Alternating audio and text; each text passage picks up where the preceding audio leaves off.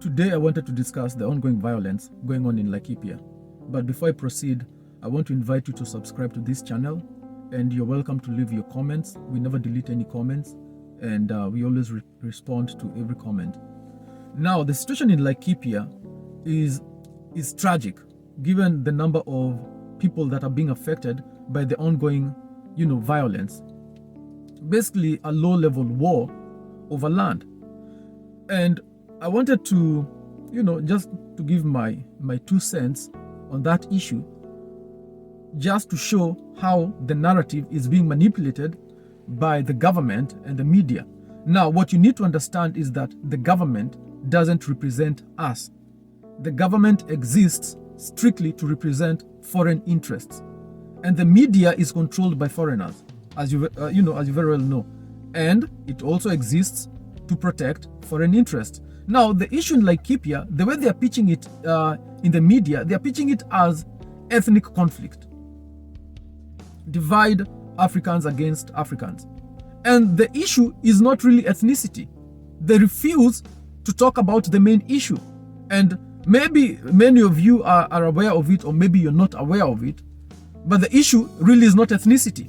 But they always pitch all these conflicts as ethnic conflicts to make us look really bad. Now, this is the underlying issue in Laikipia.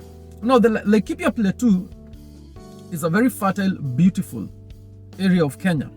And it stretches all the way from Mount Kenya going north. And it is about 2.5 million acres of land. I think 10,000 square kilometers. Now, these are the facts.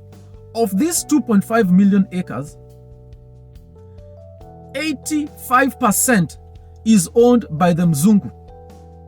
I want you to understand, 85% of all that land is owned by the Mzungu. 30 Mzungu own more than 2.2 million acres in Laikipia Plateau. Now, the Africans, the millions of Africans who live there, have been squeezed on less than 300,000 acres. That is the root of the conflict. So, this land is the traditional grazing ground of the pastoralists. It has been their land at least for the last 2,000 years. So they've been owning this land for 2,000 years until the Europeans showed up and stole the land. No one sold it to them. Whatever titles they hold are fraudulent. Now, the pastoralists traditionally graze their land there because that's their land, given to them by God. But suddenly, 2 million acres or more was hived off and given to the Europeans. So these pastoralists, they can no longer herd on their own ancestral land. You understand? Now, once they come into the land, because they really don't care about that, and I love them for doing that. They don't care at all about that. They simply take their animals to the land that God gave them.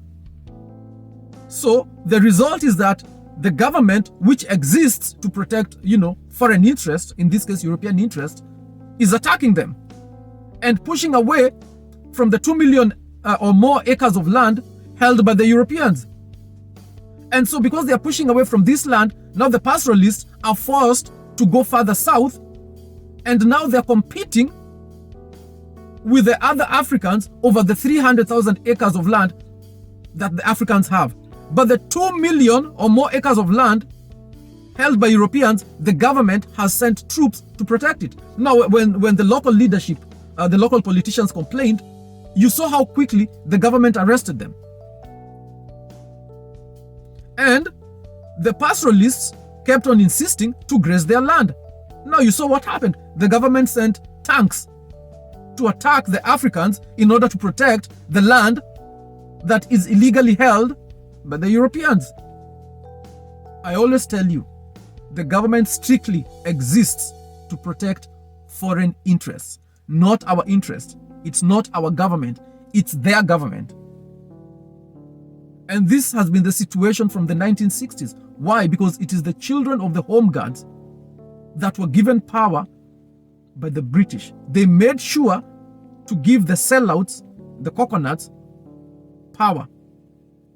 And the deal was very simple, that the coconuts would protect foreign, at that time it was mostly British and American, military, political, and economic interests at the cost of us. And this is what is going on. Now, because they know that this is the situation, they're using the media to spread propaganda that it is ethnic clashes, that the problem is the pastoralists. How can the problem be the pastoralists when they're trying to access their God-given land? And when you read the media, you will not hear one sentence about the Mzungu owning 85% of that land illegally. So the African is a problem in Africa. But the Mzungu owning all that land is not a problem. So they are driving that narrative in order to make sure that we fight each other and that we never discuss the root cause of this problem. And these are some of the historical injustices that were not addressed when they wrote the new constitution. They never addressed the issue of land ownership in Kenya. The fact that there is collusion between the children of the home guards who inherited Kenya and the Europeans who held vast tracts of Kenya. What they did at that time was that and this is exactly what happened in South Africa. What they did at independence is that the British got all the home guards and the collaborators and built them up into a government, and then gave them like 10% of holding of all the property or the economic interests held by the British at that time. And so the home guards and their children, who already hated Kenya because they were fighting for the British. Don't forget that majority of the army that was fighting against the Mau Mau were Africans. And it is these Africans that created Kenya. It is not the Mau Mau, it's not the freedom fighters. Okay? It's the traitors that were given Kenya, okay?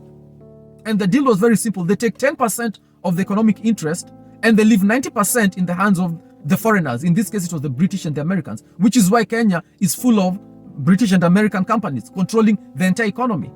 Just think of how many companies that are owned and controlled by the British. For example, BAT, British American Tobacco, right? They have insurance company like Alico, which is American Life Insurance Company. They have Diageo, which controls East Africa breweries. They control Kenya Airways, majority of the shareholding. In fact, when you look at even Equity, that most of you think is a Kenyan-owned company, it is not. Equity, majority of the shareholding is owned by the Americans. Just so we are clear, they control over 80% of the shareholding of Equity. Yeah, Equity Bank. All the media houses are controlled by foreigners. They have majority of ownership. All the big hotels that you people are so proud of. Oh, we have Kempinski. But you're not looking at the amount of revenues that are getting lost out of the country. The more foreign companies you have, generally, as the proportion of foreign ownership increases in an economy, is the same proportion that the locals become more and more poor.